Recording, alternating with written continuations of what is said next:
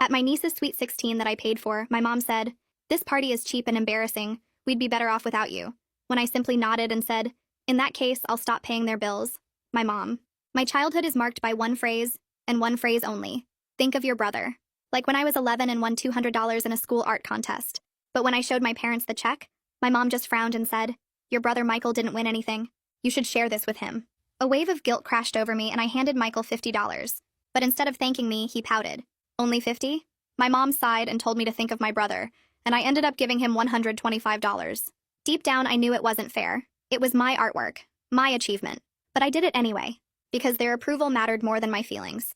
Fast forward to last month when I turned 32. For the first time in my life, I had real savings. A promotion at work meant I finally had disposable income, which might not sound like much, but to someone who grew up being the family wallet, it felt like freedom. And of course, I wanted to share my good fortune. So when my nephew Sophia's sweet 16 approached, I went all out. I spent $5,000 on the venue, DJ, photographer, decorations, a 3-tier custom cake, and even hired a makeup artist for him and his friends. On the way to the party, I kept telling myself that this would finally show them I wasn't selfish. This would prove I was a good aunt, a good sister, a good daughter. But of course, my hopes were shattered. Because after the party, as I was helping pack up decorations, Michael cornered me in the parking lot. "Did you see Caden's party photos on Instagram last month?" I stared at him blankly, and he just scoffed. His aunt spent $10,000. He had a live band and a champagne fountain. I heard footsteps, and suddenly my mom was beside him. They both stood with their arms crossed, and my mom told me that if I was going to be cheap and embarrass Sophia in front of his friends, then I shouldn't have bothered at all. And before I could point out that Sophia had been glowing with happiness all night, Michael chimed in. "Do you know what they're saying at school? They're calling it the budget party. He's being bullied because you couldn't spend a few more dollars." I did the math in my head, because I always kept track. You see, over the years, I'd paid for Michael's wedding tux, $2,000, helped with his mortgage down payment, $10,000, and covered Sophia's tutoring for 3 years. Still, Michael acted like I was the world's greatest disappointment. And I know this might sound pathetic, but I wasn't even angry at first. I just felt tears sting my eyes. My fingers clutched my car keys tighter, remembering the thank you card I'd hoped to receive. And as I stood there being berated, they kept going. "You just got that promotion. You're making good money now. But you're too selfish to properly celebrate your only nephew's milestone?" In an instant, my sadness turned to anger. I stared at their entitled faces. Not once during the party had either of them thanked me. Not once had they offered to help with costs. They just showed up, criticized the decorations, and complained the cake wasn't from the trendy bakery across town. I took a deep breath and asked them a simple question. "What did you two contribute to the party?" Michael rolled his eyes. "I'm his father. My presence is my contribution." I kept a completely stoic expression. "And what about Sophia's birthday last year? Or the year before that?" They both looked uncomfortable, because we all knew the answer. I'd paid for those parties too. Well, that was enough for me. I turned and walked toward my car. The second I turned the corner, I stopped. I thought back to all the times I'd emptied my wallet for them. All the times I'd gone without so they could have more. I think that moment was the first time I actually let myself see the truth. And for once, I wanted to do something about it. I turned around and marched back. Michael was already on his phone, probably complaining about me to someone. "One more thing," I said. "Who paid for Sophia's braces?" "Insurance," Michael answered dismissively. I smiled. "What insurance? The one I pay for?" His face went white. "What about his school uniforms? His soccer fees? His summer camp?" The smirk was wiped from his face as he realized it was all me, and that's when my mom tried to intervene. "Now, honey, family helps family. Really? Then where's my help? Where's my party? When's the last time either of you spent a dime on me?" They both turned to look at each other, and had the "oh wait" look plastered on their faces. You see, I'd been covering for them for years. Telling Dad that Michael was contributing to household expenses. Telling Michael that Mom was helping with Sophia's expenses. Creating a web of lies to keep the peace while I paid for everything. I didn't even stick around to watch it unravel. I just left. And even though I felt like a weight had been lifted, it was still really hard. So I spent the entire night alternating between relief and grief. And when I woke up, I noticed my phone had been bombarded with dozens of texts and missed calls. The first voicemail was angry, calling me a selfish brat who ruined Sophia's reputation. By the 10th, they were practically begging, suddenly remembering my birthday was coming up and promising to make it special this year. I had no idea what they had in mind. The next morning, I grabbed my phone from the nightstand and the screen lit up with notification after notification. 47 missed calls, 23 text messages, all from Michael and Mom. I sat up in bed and started scrolling through the messages, watching them shift from angry to desperate in real time. The first few called me selfish and ungrateful. Then around message 15, the tone changed to "please just talk to us, and we need to work this out as a family." My chest felt tight but also kind of empty at the same time. like I was watching this happen to someone else. The guilt started creeping in through the cracks, whispering that maybe I overreacted. Maybe I should just apologize and make things easier for everyone. I forced myself to open the voicemail app because I needed to hear the actual words, not just read sanitized text versions. The first voicemail from Michael started playing, and his voice was sharp and mean. He called me a cheap embarrassment who clearly didn't care about family. I skipped ahead to the fifth one, which was from Mom using her sad voice, the one she always used when she wanted me to feel bad. She talked about how family helps family, and how disappointed she was that I would abandon them over something so small. The latest voicemail was from Michael again, and this time his tone was almost friendly. He mentioned making my birthday really special this year if I would just do the right thing and help out more. I took screenshots of the call log, documenting the pattern of angry to desperate to manipulative. Seeing it laid out like that made the manipulation so obvious that I couldn't unsee it anymore. I got out of bed and walked to my kitchen table, opening my laptop with shaking hands. For 2 hours, I sat there creating a spreadsheet of every single payment I'd made for Michael, Mom, and Sophia over the past 10 years. I went through old bank statements, credit card bills, Venmo transactions, everything I could find. The wedding tux, the mortgage down payment, 3 years of tutoring, soccer fees, summer camps, school uniforms, birthday parties, emergency car repairs that somehow always happened to Michael's car. Never mine. When I added up the final total, the number made me stop breathing for a second. $47,000. Not counting the insurance I still pay that covers Sophia. I stared at that number and realized I could have bought a house with that money. Instead, I was living in a small apartment while funding their entire lives. My hands were shaking. So hard I had to put them flat on the table. I opened a new text message to the family group chat and started typing out boundaries. No more emergency requests. No more guilt trips. No more expecting me to fund everything while pretending other people were contributing. My finger hovered over the send button for 20 minutes while my brain went to war with itself. The old voice kept whispering, "Think of your brother." And I realized I wasn't ready to actually send this message yet. I needed more than just anger to hold this boundary. I needed a plan and maybe some support. I closed the messaging app without sending anything. Then I logged into my credit monitoring service because a new fear had just hit me. What if Mom or Michael had my banking information from all those emergency transfers over the years? What if they could just take money directly? I checked every account I had access to, my pulse racing the whole time. Everything looked clean so far. No weird transactions or accounts I didn't recognize. But I immediately changed all my passwords anyway, making them complex and different for every account. I wrote down a note to check if I was listed on any accounts I didn't personally open. At work the next day, I couldn't focus during our project meeting. Troy kept glancing at me with this concerned look on his face. During lunch break, he asked if I was okay. I gave him the short version about family drama over party expenses, leaving out most of the details because I wasn't ready to say everything out loud yet. Troy listened without jumping in with advice or telling me what I should do. Then he mentioned his sister went through something similar with boundary issues and found therapy really helpful. He said it in this casual way that didn't make me feel judged or broken. That night, I couldn't sleep because my brain kept playing this loop of every time someone said, "Think of your brother," in my life. I was 11 again, handing over my art contest money. I was 23, giving up my study abroad program because Michael needed rent money. I was 28, working 2 jobs during grad school while Michael complained about being tired from his one part-time position. Each memory connected to the next one like links in a chain, and I finally saw the pattern clearly. This wasn't occasional helping between family members. This was training. Systematic training to put everyone else's needs above my own, starting from childhood and never stopping. The clarity hurt almost as much as the memories themselves. Instead of just accepting Michael's claim that Sophia was bullied over the budget party, I decided I needed to verify this myself. I remembered that Sophia's school has a parent portal, and I technically have access since I've been the one paying for everything. I logged in and searched for any counselor notes or incident reports about bullying. There was nothing. No reports, no meetings, no documentation of any social problems related to the party. I spent the next hour scrolling through Sophia's social media accounts and looking at the party photos he posted. In every single picture, he looked genuinely happy. His friends were laughing and dancing and having fun. The comment section was full of people saying things like, "Best party ever," and "So fun," and "Wish I could have stayed longer."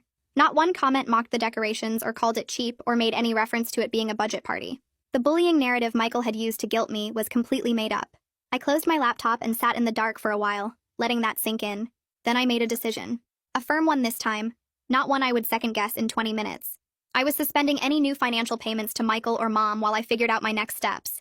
The insurance that covers Sophia was already paid through the end of the year, so I wasn't cutting off a teenager's health care. But I wasn't handing over another dollar until I had clear boundaries in place, and maybe some professional help figuring out how to hold them.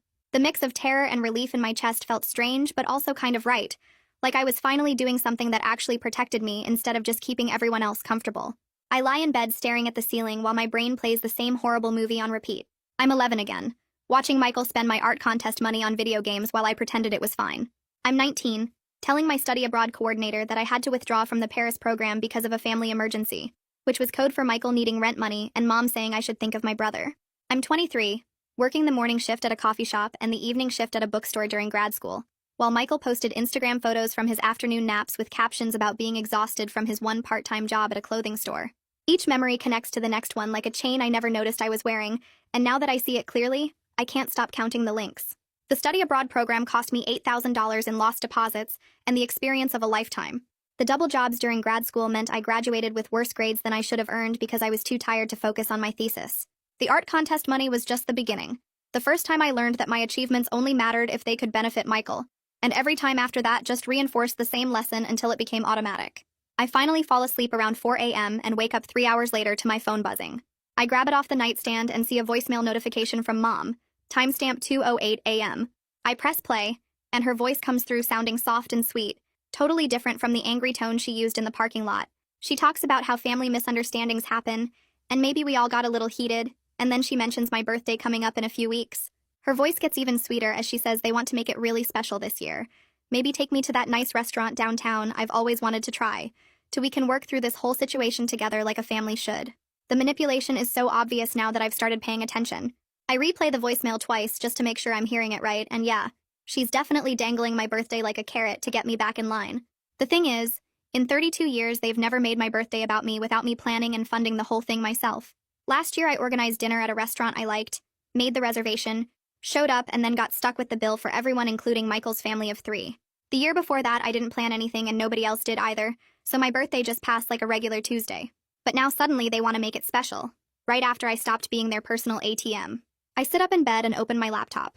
I type, Therapist's Family Dynamics Boundary Setting into the search bar and start scrolling through profiles. Most of them have generic bios about helping families communicate better, but then I find one named Emmeline Robles, whose profile specifically mentions helping people break free from enmeshment and people-pleasing patterns. I read through her approach and it's like she's describing my exact situation without knowing me. She talks about how some family systems train one person to be responsible for everyone else's needs, and how learning to set boundaries feels impossible when you've been programmed since childhood to put others first. I click the appointment button before I can talk myself out of it, and book an intake session for Thursday afternoon. Reading her profile makes me feel like maybe I'm not crazy for thinking this situation isn't normal, like maybe there are other people who've dealt with this same thing and actually found a way out. I close my laptop and sit there thinking about Dad. He's always been the peacekeeper who stays completely out of money discussions, and I don't actually know if he has any idea how much I've been covering for everyone. Part of me wants to show him the spreadsheet and tell him everything, but another part is scared of blowing up the family mythology we've all been maintaining. What if he doesn't believe me? What if he just tells me to work it out with Mom like he always does when there's conflict? What if he knew all along and just didn't care? I spend the whole afternoon at work distracted by these questions, barely paying attention during meetings. When I get home that evening, I pull out a notebook and start writing. I title the page Non-Negotiables, and then stare at the blank lines for a while before I start filling them in. No surprise requests for money, I write. No guilt-tripping about family obligations. Complete transparency about who's paying for what. Monthly cap on any help I choose to give. The words look strange on paper, like rules for dealing with strangers instead of my own family. But seeing the boundaries written down makes them feel more real, and less like something I'll abandon the first time someone cries or gets angry at me. I read through the list 3 times and add one more line at the bottom. All financial discussions must be in writing. No more ambush conversations in parking lots or late-night phone calls. I wake up the next morning to my phone exploding with notifications from the family group chat. I open it and see that Mom has posted a bunch of old photos from when Michael and I were kids. Pictures of us at birthday parties and holidays with captions about happy family memories. Michael has sent several messages comparing me to other aunts who really show up for their nephews, with specific examples of expensive gifts and trips they've funded. I read 3 messages before my chest gets tight and I can't breathe right. I mute all notifications from the chat, and then I turn off my phone completely. I sit in my kitchen for 2 hours just breathing without the constant pressure of their messages coming through. When I finally turn my phone back on, there are 15 more messages I don't read. I look up Sophia's school phone number and call during my lunch break. The receptionist answers and I explain that I'm Sophia's aunt, and I've been helping with expenses, and I'm concerned about reports of bullying related to his birthday party. She's professional and doesn't ask for details, just says she'll connect me with the school counselor. A woman named Judy Nguyen picks up and we schedule a meeting for tomorrow afternoon to discuss any concerns about Sophia's well-being in a confidential setting. After work, I meet Troy at the coffee shop near our office. He suggested it this morning when he noticed I looked stressed, and I'm grateful to talk to someone who isn't part of my family drama. I tell him the fuller story, including the $47,000 total, and the fake bullying claims, and the 2 a.m. voicemail about making my birthday special. Troy listens without interrupting and then says it sounds like financial exploitation rather than normal family helping. He suggests I write out a formal boundary statement that I can send when I'm ready. Something clear and unemotional that doesn't leave room for negotiation or guilt trips. The practical advice helps me feel less alone. Like maybe this is actually something I can handle instead of just a mess I created by being selfish. That evening, I search for financial advisors and find one named Harvey Combs, who specializes in helping people audit their finances and set up protective systems. I book a consultation for next week. I need to know exactly where my money is going, set up alerts for unusual activity, and create a structure that makes it impossible for me to cave during emotional manipulation attempts. The appointment confirmation email makes me feel like I'm actually taking steps instead of just thinking about taking steps. My first therapy session with Emmeline happens on Thursday afternoon. I sit in her office and tell her the basics, and she immediately starts identifying patterns I didn't even know had names. She talks about parentification, which is when a child is forced to take on adult responsibilities for their siblings.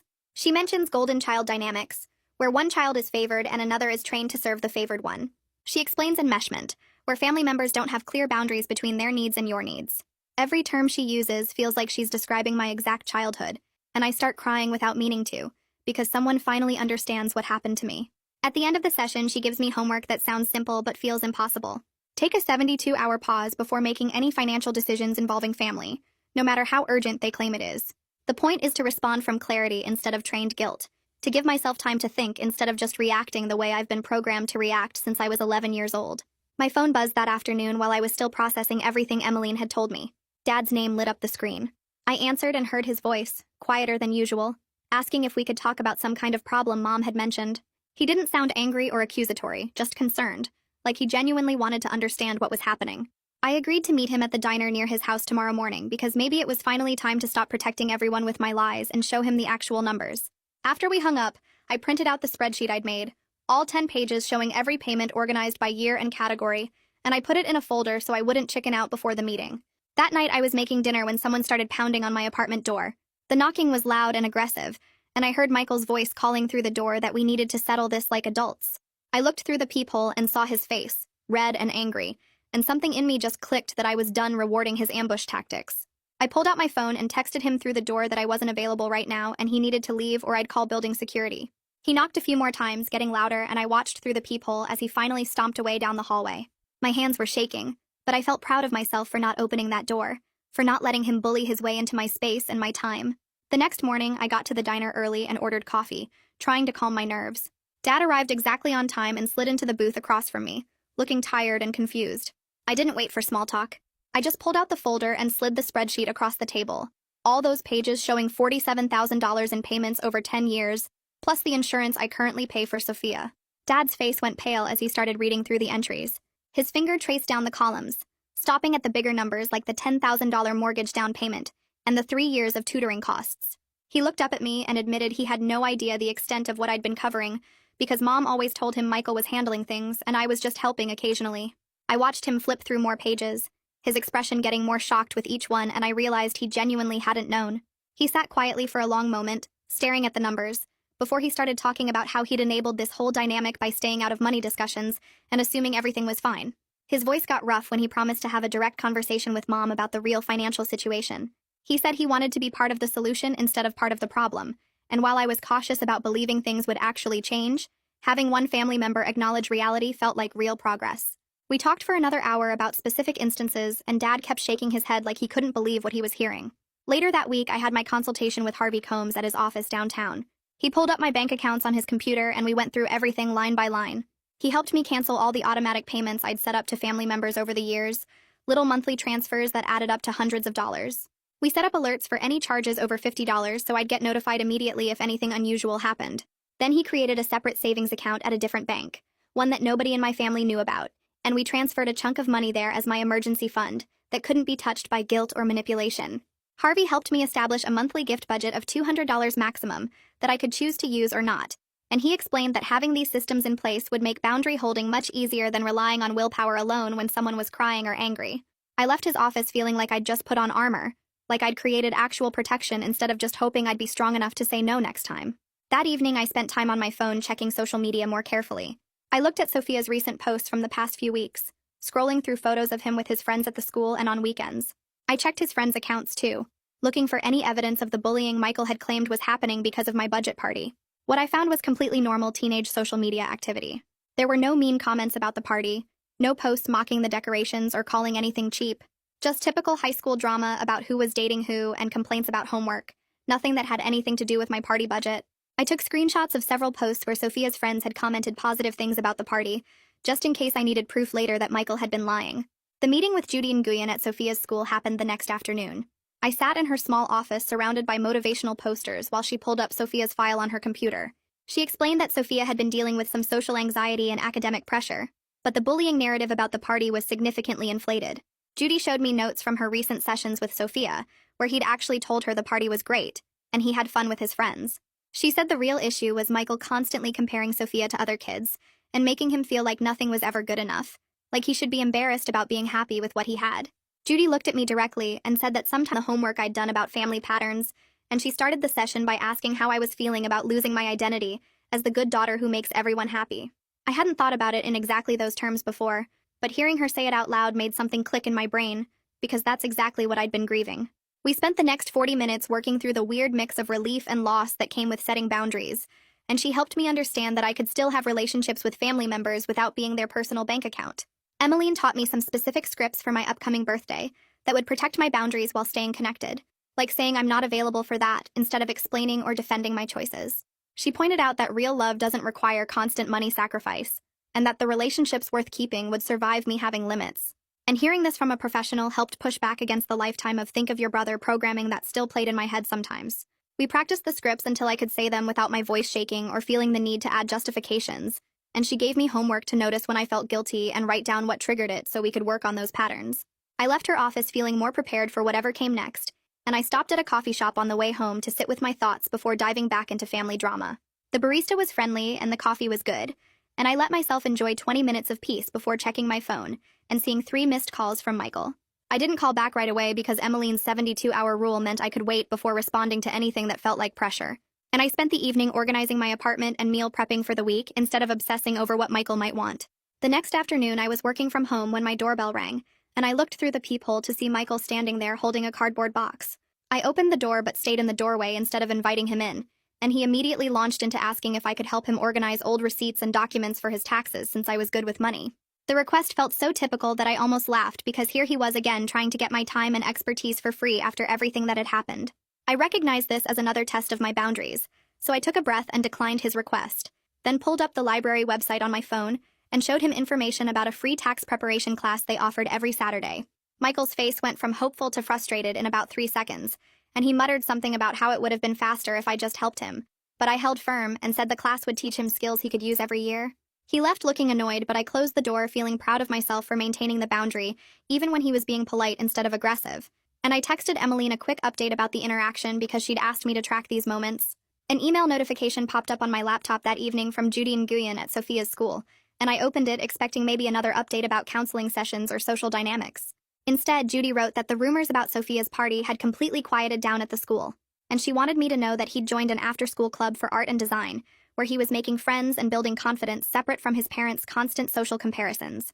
She thanked me for being a stable adult in Sophia's life, who advocated for his actual well-being, rather than using him as a tool in family drama. And she said my willingness to verify the bullying claims instead of just throwing money at the problem had shown real care for his emotional health. Reading her professional validation helped ease some of the guilt I still carried about the boundaries I'd set with Michael and Mom, because here was an objective third party saying that what I was doing was actually good for Sophia instead of selfish or harmful. I printed the email and added it to a physical folder I'd started keeping with the spreadsheet and other documentation, not because I planned to use it as ammunition, but because I needed tangible reminders that I wasn't crazy or wrong for protecting myself. My next meeting with Harvey happened at his office 3 days later, and we spent an hour reviewing all the financial protections we'd put in place over the past few weeks. He pulled up my accounts on his computer and showed me that the alerts were working perfectly. My credit was locked down tight. All automatic payments to family members had been successfully canceled, and my secret savings account had already grown by $1,200 in just a few weeks. Harvey walked me through setting up automatic transfers to savings, so the money would move out of my checking account before I could even see it sitting there tempting me during family emergencies. And watching my financial security increase on the screen made me feel powerful, instead of guilty for the first time in years. He reminded me that having systems in place made boundary holding much easier than relying on willpower alone, and he suggested we schedule another check-in for 3 months out to make sure everything was still working smoothly. I left his office feeling like I'd built a fortress around my finances, and the sense of control was almost intoxicating after decades of feeling like my money belonged to everyone but me. That weekend, I sat down with my laptop and finalized my birthday plans by creating an event invitation for a small dinner at my favorite Italian restaurant downtown. I wrote out the details with clear expectations that felt scary but necessary to include. I stated that I was paying for my own meal as my gift to myself. Everyone else would pay their own way if they chose to attend, and the focus was on spending time together rather than gifts or fancy gestures. I sent the invitation to my close friends first and got immediate enthusiastic responses. Then I took a deep breath and sent it to the family group chat with Dad, Mom, Michael, and Sophia. The act of planning my own birthday without hoping someone else would make it special felt like reclaiming something important about valuing myself, and I refused to let the old voice in my head tell me I was being selfish or difficult. My birthday morning arrived with sunshine streaming through my apartment windows, and I was making coffee when my phone rang with Mom's name on the screen. I answered expecting a simple happy birthday, but instead Mom launched into a proposal about the family taking me out to dinner at this expensive steakhouse across town, if I agreed to pay for everyone since I had the money now, and it would be my gift to the family. I actually laughed out loud at the sheer audacity before I could stop myself, and I heard Mom's confused silence on the other end. I explained that I already had plans with friends at the restaurant I'd chosen, and that I'd sent the invitation to the family chat 3 days ago, with all the details. Mom's silence stretched so long I thought the call had dropped, but then she said, "Oh," in this small voice that told me she genuinely expected me to fund my own birthday celebration for the entire family, just like I had every other year. I kept my tone friendly but firm as I wished her a good day, and ended the call.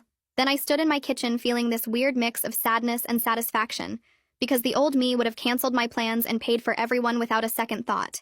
That afternoon, my doorbell rang and I opened it to find Dad standing there holding a small wrapped package and looking slightly nervous.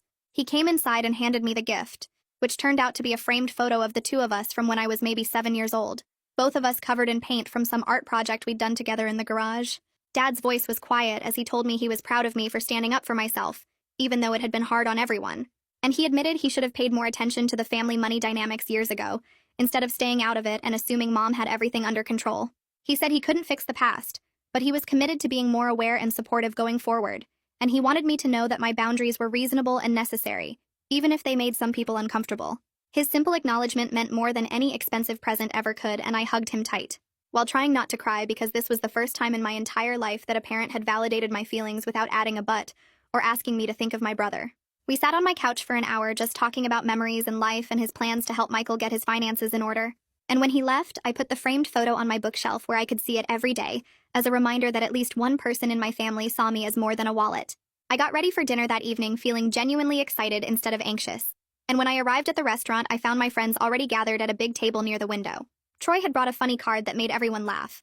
My coworker Sarah had organized a group gift of art supplies I'd been wanting, and the whole evening felt light and fun in a way my birthdays never had before.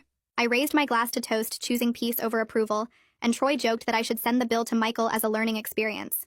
And everyone laughed while I felt this deep sense of contentment that had nothing to do with expensive decorations or elaborate productions.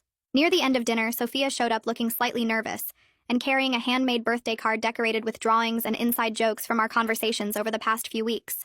He quietly told me he'd talked to Dad about stopping the constant comparisons to other families, and hearing that he was advocating for himself and trying to create change in the family dynamic made me incredibly proud. I introduced him to my friends, and he stayed for dessert, and watching him relax and joke around with people who weren't judging him or comparing him to anyone else reminded me why all the boundary setting and discomfort had been worth it. That evening, I walked into the restaurant and spotted my friends already gathered around a big table near the window. Troy waved me over, and everyone stood up to hug me, and the warmth in the room felt completely different from any family birthday I'd ever had. We ordered appetizers and drinks, and the conversation flowed easily without anyone asking about family drama or money or what I should be doing differently. Sarah from work had organized a group gift of art supplies I'd been wanting, and when I opened the bag and saw the high-quality paints and brushes inside, I actually teared up a little because someone had paid attention to what I cared about. Troy made a joke about how I could finally afford to buy my own supplies instead of funding other people's lives, and everyone laughed in that knowing way that told me they understood what I'd been dealing with. I raised my glass and looked around at these people who genuinely cared about me as a person, rather than what I could provide.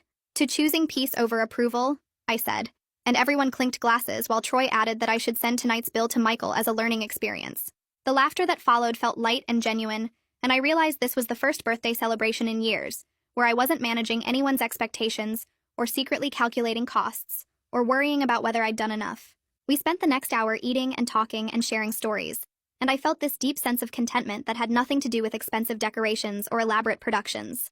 Near the end of dinner, I saw movement by the entrance and looked up to see Sophia walking toward our table. He was carrying something in his hands, and looked a little nervous as he approached. I stood up and gave him a hug, and he handed me a handmade birthday card decorated with drawings and inside jokes from our conversations over the past few weeks. The card had little sketches of things we'd talked about, a coffee cup from the cafe where we'd met, a book I'd recommended, and a funny cartoon version of me giving advice. I opened it and read the message inside, which was simple but meant everything. He'd written about how much he appreciated me being honest with him, and treating him like a person instead of a prize to show off. Then he quietly told me he'd talked to Dad about stopping the constant comparisons to other families. I told him it makes me feel like nothing I do is ever good enough, Sophia said, and I could hear the effort it had taken for him to speak up. His willingness to advocate for himself and try to create change in the family dynamic made me incredibly proud. I introduced him to my friends, and he stayed for dessert, and watching him relax and joke around with people who weren't judging him or comparing him to anyone else reminded me exactly why all the boundary setting and discomfort had been worth it. When dinner wrapped up and people started heading out, I walked toward the parking lot with Sophia beside me. That's when I noticed Michael sitting in his car near the exit, and my stomach tightened because I hadn't expected to see him here. Sophia saw him too and gave me an awkward look before saying goodbye and heading toward his dad's car. I walked over slowly, not sure what to expect, and Michael rolled down his window. He looked uncomfortable, his hands gripping the steering wheel, and he admitted he didn't know if he was welcome inside. I didn't say anything at first, just waited to see what he wanted. He reached over to the passenger seat and picked up a folder, then handed it to me through the window. Inside was a document I'd lent him years ago for some paperwork he needed, something I'd honestly forgotten about.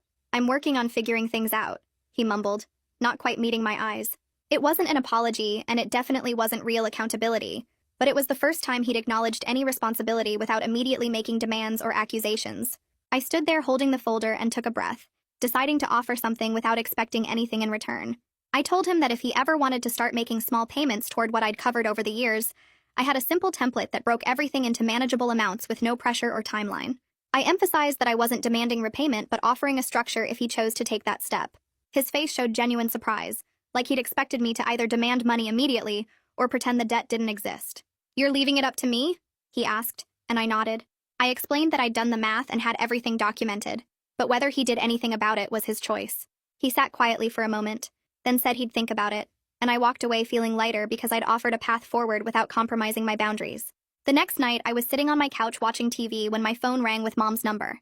I almost didn't answer, but something made me pick up and her voice sounded different from usual. She launched into what was clearly a prepared speech, offering an apology that came out halting and awkward. She talked about her own difficult upbringing, and how she was taught to prioritize sons over daughters, how her own mother had done the same thing to her. She didn't have full insight into the harm she'd caused, and she kept including justifications about how things were different back then, and how she thought she was doing the right thing. But her tone was softer than I'd ever heard it, and she admitted that maybe she'd pushed too hard about Michael, and hadn't paid enough attention to what I needed.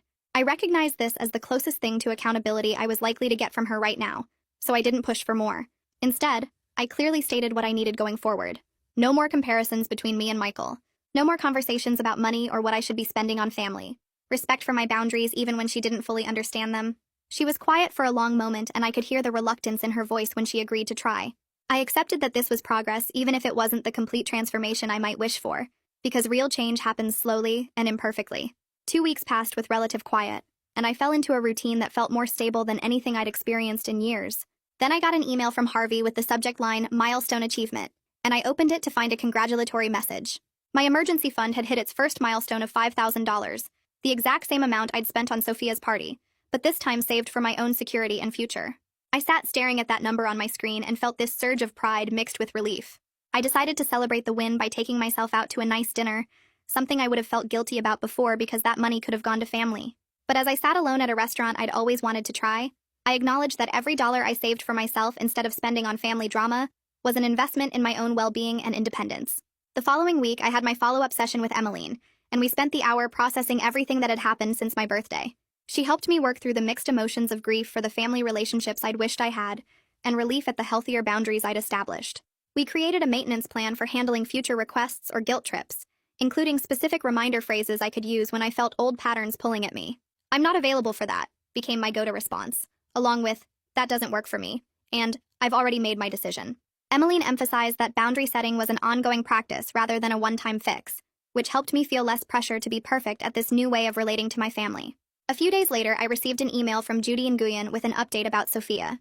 She let me know he'd started regular sessions with the school counselor to work on anxiety management and building self-esteem, separate from parental expectations. She mentioned that Sophia was doing much better and showing more confidence in expressing his own needs and opinions, and knowing that he was getting professional support made me feel less worried about how the family changes might be affecting him. That same afternoon, Dad sent me an email about organizing a budget planning session with Michael. He made it clear that I wasn't involved and didn't need to be, respecting the boundaries I'd set about staying out of Michael's financial situation. But he reported that they'd identified one major expense Michael could cut to start building his own emergency fund, something about a streaming service bundle and eating out less frequently. It was a small step and I wasn't holding my breath for dramatic change. But the fact that Michael had shown up and participated suggested he might be starting to take some responsibility for his own financial situation instead of expecting me to fund everything forever. A few weeks after that conversation with Dad, my phone buzzed while I was making dinner. The notification showed a text from Michael with an image attached. I wiped my hands on a dish towel and opened the message. The screenshot showed a payment confirmation for $150 with a note that said, "Sophia tutoring bill, first installment." Below the image, Michael had typed a short message about working on paying back what he could. I stared at the screen for a minute, feeling this weird mix of surprise and caution. My first instinct was to send back something enthusiastic with lots of exclamation points and thank yous, but I stopped myself and typed a simple response instead. I wrote that I received it and appreciated the payment. No extra praise or celebration, because this was his responsibility, not some amazing gift I needed to throw a party over. Still, as I set my phone down and went back to cooking, I couldn't help noticing this was the first time he'd voluntarily paid for something without me asking or anyone pressuring him. That evening, I pulled out the thick folder where I'd been keeping all the family financial records for the past decade. The thing was stuffed with receipts, bank statements, and my handwritten notes tracking every payment. I sat at my kitchen table and methodically made copies of everything, organizing the duplicates into a new folder for my personal files. Each page reminded me of a different sacrifice or expense: the mortgage help, the tutoring costs, the party expenses. When I finished copying, I closed the original folder and carried it to my closet. I put it on the top shelf behind some boxes. The records still existed if I ever needed proof of anything, but I was choosing not to let this spreadsheet of past payments control my daily thoughts anymore. Filing it away felt like making space in my brain for things beyond family financial drama. The next morning, I opened the family group chat on my phone.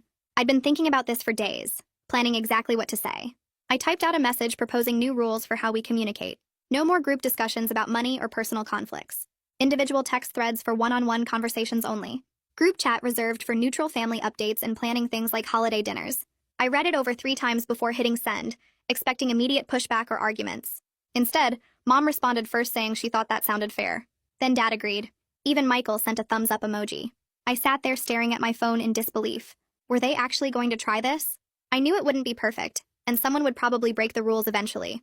But having some basic guidelines felt like another small step toward healthier family dynamics. 3 weeks after that, I walked into a small art gallery I'd passed 100 times but never entered.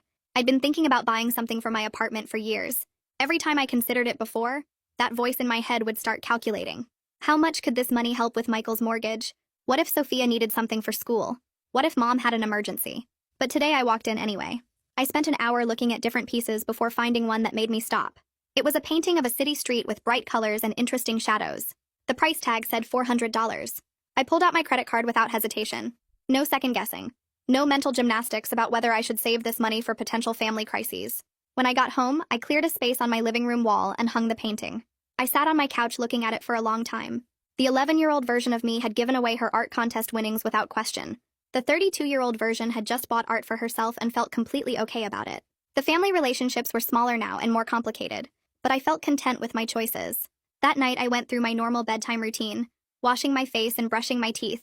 As I climbed into bed, I found myself thinking about how everything had shifted over the past 2 months. I talked to Mom and Michael less frequently now. Our conversations were shorter and more careful. We weren't as close as we used to be, but we were also clearer and more honest than we'd ever been. Everyone was adjusting with imperfect steps. Mom still occasionally hinted about needing help. Michael sometimes backslid into entitled comments. But nobody was pretending anymore that the old dynamics were healthy or okay. I was learning something important. Real family connection didn't require me to set myself on fire to keep everyone else warm. That's where we'll wrap things up for today. I'm so glad you joined me. It really makes sharing these stories feel meaningful. Hopefully this one added a little light or comfort to your day. Subscribe if you'd like to keep that feeling going.